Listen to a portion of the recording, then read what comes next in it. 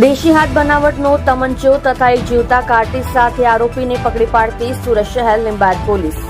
Police inspector SB Pateria સાહેબનાઓની સીધી દેખરેખ અને સૂચના મુજબ તથા second police inspector VA Jograna નાઓના ટેકનિકલ માર્ગદર્શનથી ગેરકાયદેસર રીતે પોતાના કબજામાં હથિયાર રાખનાર ગુનેગારને શોધી કાઢવા સારું પોલીસ સ્ટેશનના સર્વેલન્સ સ્ટાફના પોલીસ સબ ઇન્સ્પેક્ટર જીવી દિહોરા નાઓના પોલીસ માણસોની અલગ અલગ ટીમો બનાવી પોલીસ સ્ટેશન વિસ્તારમાં વર્કઆઉટ કરતા હોય તે દરમિયાન અત્રેના પોલીસ સ્ટેશનમાં સર્વેલન્સ સ્ટાફના એચસી કાંજીભાઈ હમીરભાઈ તથા પીસી સંદીપભાઈ બાલાભાઈ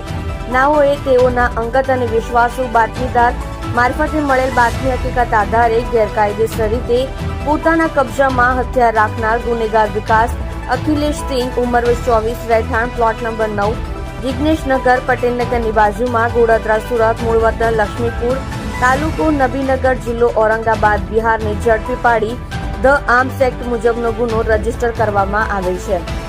જોડાઈ રહ્યો સત્યની શરૂઆત ન્યૂઝ ચેનલ સાથે અને જુઓ તાજા સમાચાર।